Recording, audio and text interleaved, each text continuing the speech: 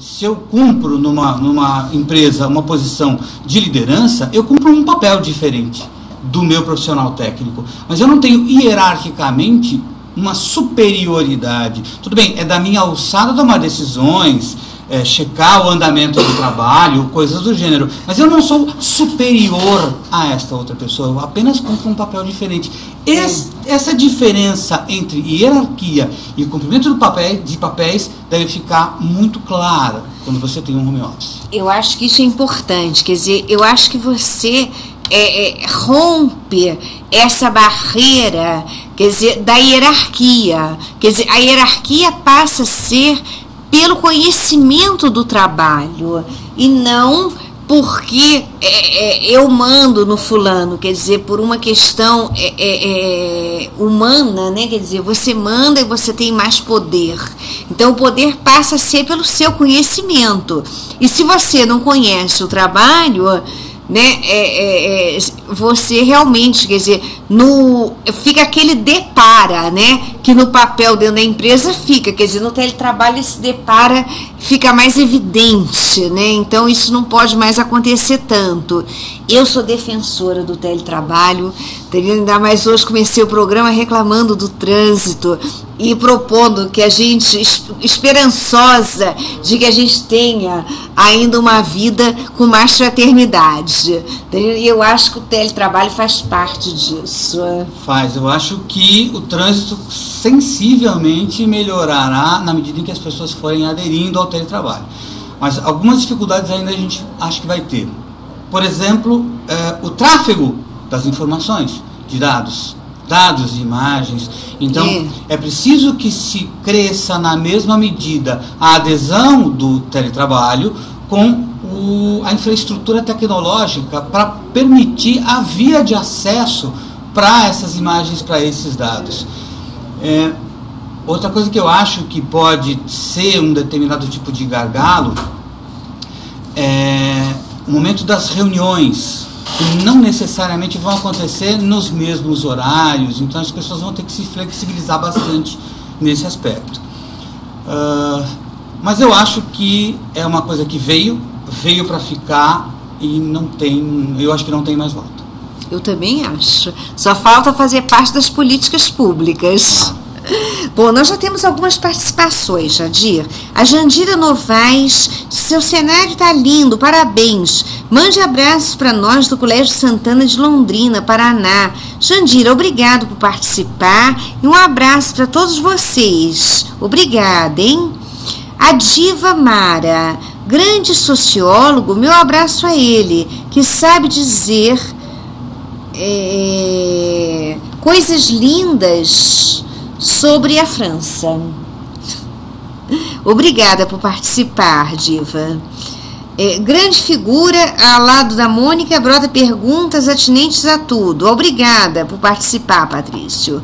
O Denis Aranha.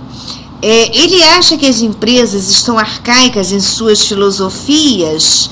Tem uma outra participação do Denis Aranha, mas é a mesma coisa. Tem uma terceira participação, a mesma coisa. Veio 3 vezes.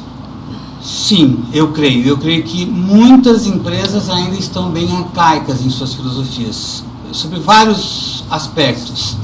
Arcaicas, nesse ponto que eu acabei de mencionar agora há pouco, nessa relação dos níveis hierárquicos, ainda existe crachás de cor diferente. Então existe uma distinção que muitas vezes numa reunião a cor do crachá faz valer uma decisão e não outra. Tanto quanto as organizações, eu acho que também as pessoas que trabalham nessas empresas também muitas vezes têm um pensamento antiquado. Mas isso também, as empresas também são um microcosmo da sociedade.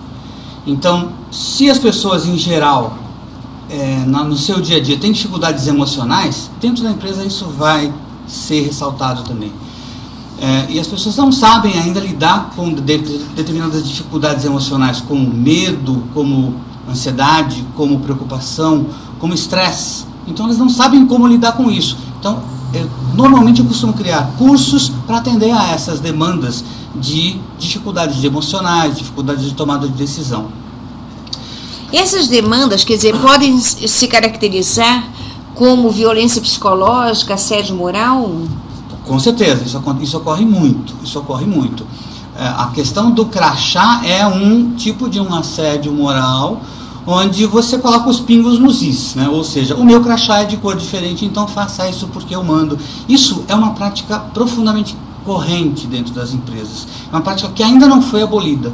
Não tem aquele ditado, manda quem pode, obedece quem tem juízo? Porque existe esse receio. E aí eu queria tocar num ponto, inclusive, que está no meu blog, chamado Darwinismo Corporativo. A ideia de darwinismo que chegou até a gente, na nossa cultura, não no seu molde original, mas traduzida e retraduzida e recompilada e deformada ao longo do tempo e ao longo de leituras diferentes, ela chega de modo muito orgânico dentro das empresas, onde tanto as empresas sabem que é uma questão de sobrevivência. Então as pessoas sempre vão à luta. Você pode notar isso na verbalização das pessoas. As pessoas vão à luta, vão para o segundo round, vão para outros desafios. Então tudo é uma questão que se transforma num primeiro e num último momento, numa questão de sobrevivência. Então, via de regra, não estamos no mundo corporativo, no nosso dia a dia, lutando pela nossa sobrevivência. Não há nenhum leão do nosso lado, nenhum urso faminto do nosso lado que nos exija uma luta pela sobrevivência. Mas é isso que as pessoas sentem, né? Está entranhado praticamente na alma da pessoa. Trabalhar de forma cooperativa ainda não é um padrão, né? Não, certamente não.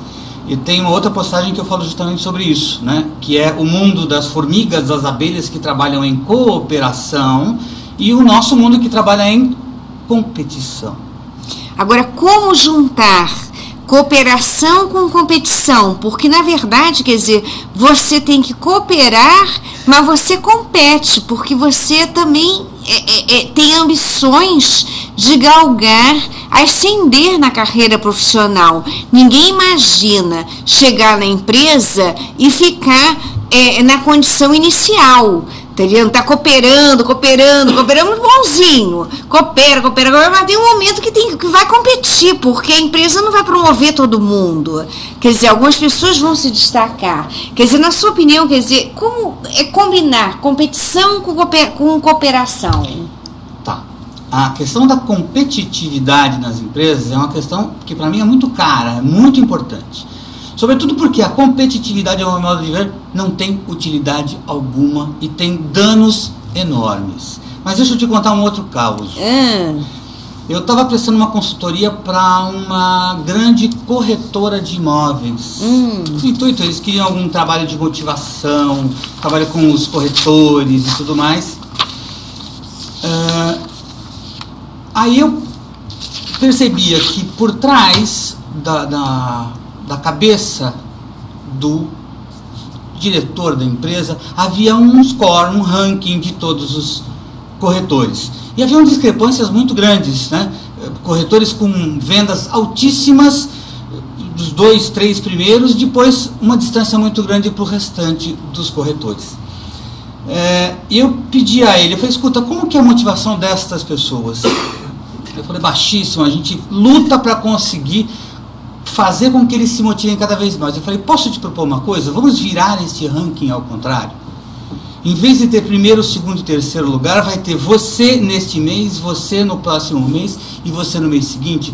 Você transforma a competição que seria entre você e o outro numa competição entre você e o melhor de você mesmo. Uma competição sua com você mesmo. Gente, isso é o máximo, né? Quer dizer, porque isso motiva a gente, né? Porque a gente pode dar muito mais, às vezes, do que a gente coloca à disposição, né, do trabalho. E quando existe uma motivação de se superar, quer dizer, de testar limites, é uma forma gostosa de crescer, né? Claro. E saudável, eu acho. Saudável. Eu diria que um outro ponto em que a competição, como ela acontece ainda frequentemente dentro das empresas, ela é ruim, ela é danosa, ela é perniciosa, tanto para a empresa quanto para o corpo de colaboradores, é que, juntando com essa história do darwinismo, Se eu estou competindo com você e eu vejo que eu não estou em condições de ganhar, eu não preciso me esforçar tanto assim, basta que eu faça com que você também não ganhe.